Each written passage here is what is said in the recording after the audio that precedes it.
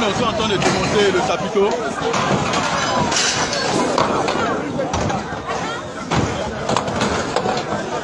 Cela exprime le mécontentement de la population.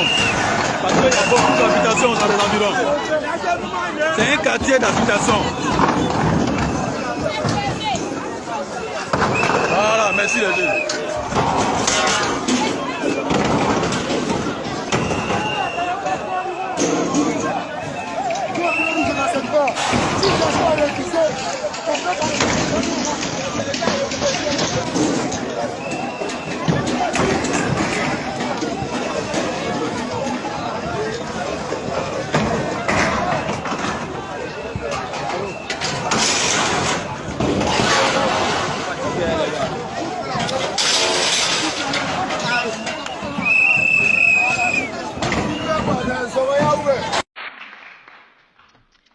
Mesdames et Messieurs, je parle ici ce soir au nom de milliers de personnes qui refusent de voir leur santé et celle de leurs enfants mises en danger par des injections vaccinales hasardeuses et systématiques. Même si on ne les entend pas, ce sont des milliers de voix qui s'élèvent chaque jour pour réclamer le droit de choisir le meilleur moyen de préserver cet équilibre que constitue la santé. Or, s'il est un domaine où les libertés fondamentales de l'individu sont bafouées, c'est bien celui des vaccinations.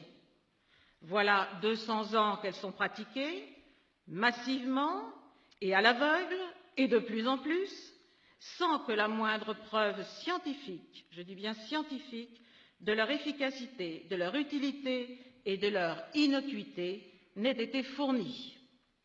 Un paradoxe qui n'a d'équivalent dans aucun autre domaine. Pourquoi? Comment en est-on arrivé là? Eh bien, depuis Jenner, et surtout Pasteur, la vaccination s'est érigée en dogme qui a donné naissance à une institution inquestionnable, ce qui a permis l'installation progressive d'une mainmise sur les citoyens de la part de l'État en collusion avec l'industrie pharmaceutique et les donneurs d'ordre que sont les grands organismes sanitaires internationaux et leurs complices qui les financent. La vaccination, par conséquent, n'est pas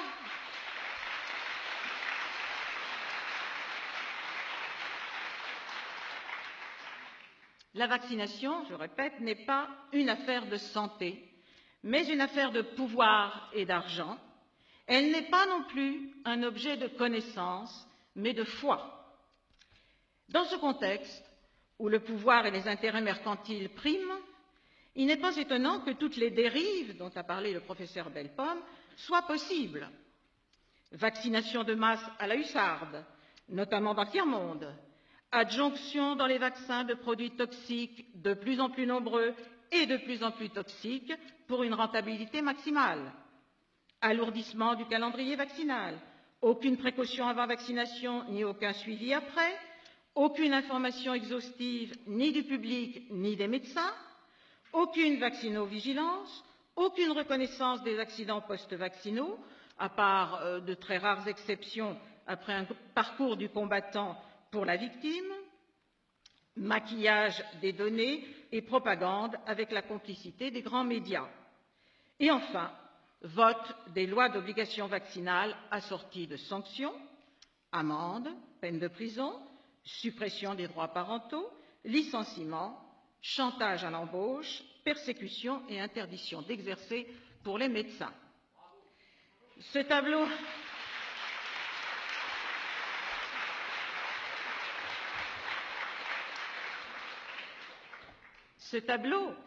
qui peut vous paraître peut-être incroyable, est pourtant le vrai visage de la vaccinologie.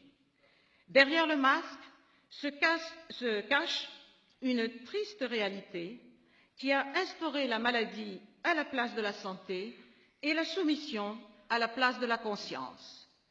De ce fait,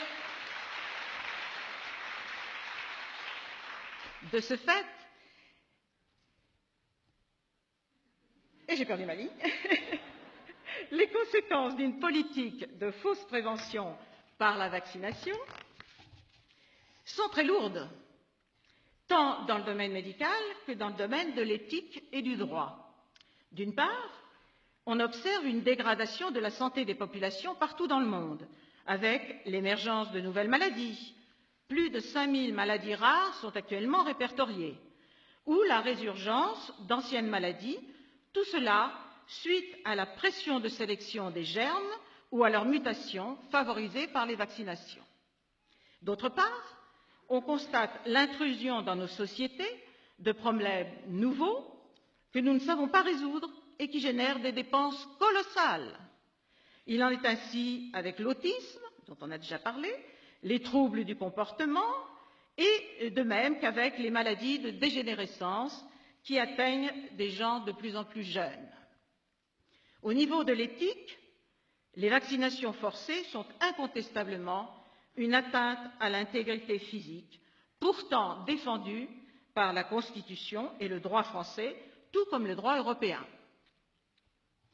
Imposer les vaccinations conduit également à commettre des abus de confiance grâce à l'usage du mensonge et de la peur, particulièrement lorsqu'on fait croire aux parents qu'un bébé a besoin absolument de toute une collection de vaccins avant l'âge de 2 ans, alors que son système immunitaire ne peut pas faire face. En outre, des pressions intolérables sont exercées sur la société au nom de la couverture vaccinale, alors que la santé est uniquement celle de l'individu, principe réaffirmé en 1997 dans la Convention d'Oviedo qui stipule que l'intérêt et le bien de l'être humain doivent prévaloir sur le seul intérêt de la société et de la science. Et ça, tous les États européens l'ont signé. C'est fondamental.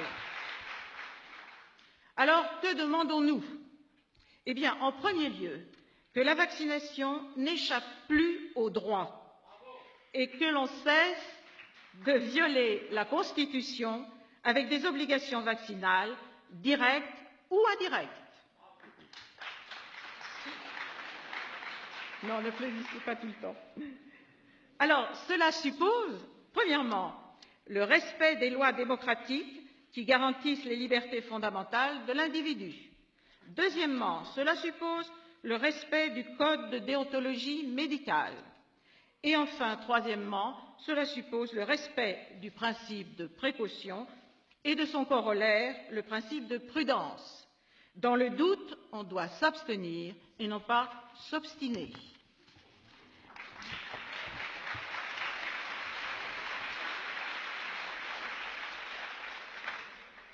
On va dépasser les 10 minutes, là.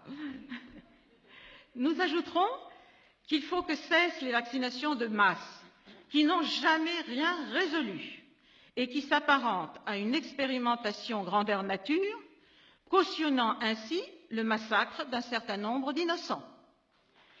Par ailleurs, la prise en compte des nouvelles connaissances scientifiques en biologie, virologie, immunologie, etc., doivent amener à une remise en question de la pratique vaccinale et de son bien-fondé, car les données scientifiques actuelles intègrent une vision du monde microbien totalement opposée à celle du pasteurisme.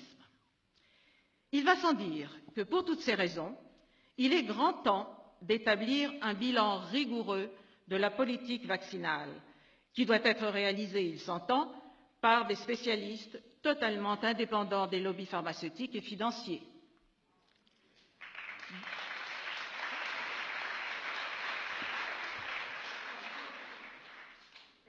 Depuis des années, l'association que je représente, Alice, suggère aux parlementaires le vote d'une clause de conscience à accorder à tous les citoyens. Plusieurs propositions de loi ont déjà été faites, mais jamais examinées, faute de volonté politique.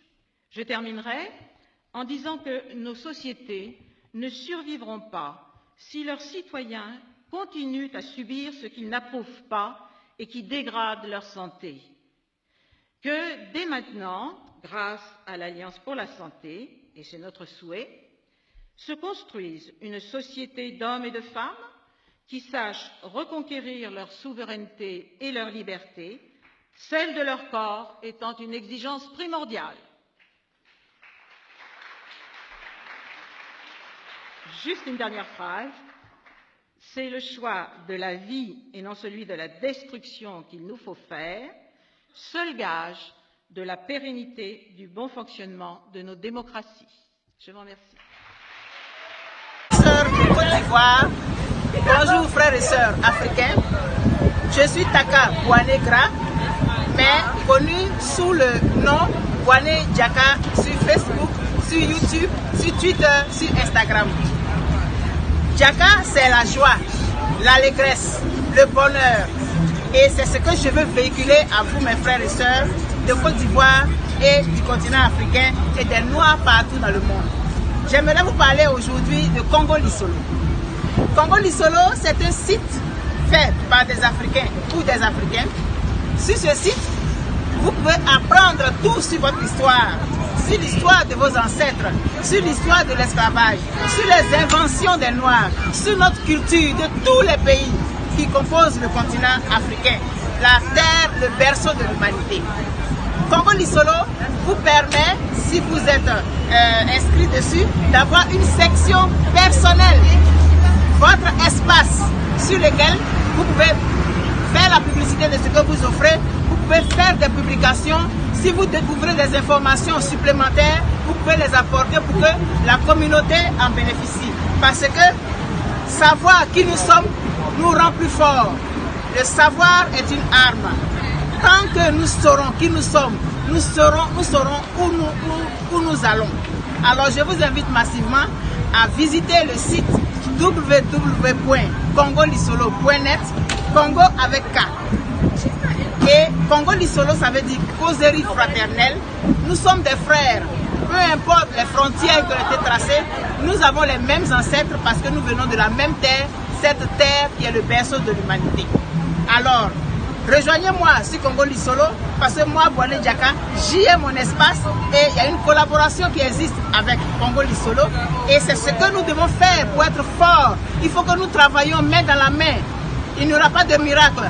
Tant que nous ne serons pas unis, tant que nous ne ferons pas des choses pour nous, nous ne serons pas forts. Alors je vous invite massivement à aller visiter ce site-là parce que moi, Bouane Diaka, j'y suis déjà et c'est avec plaisir que je vous invite à aller voir ça. N'oubliez pas, Congo Lisolo,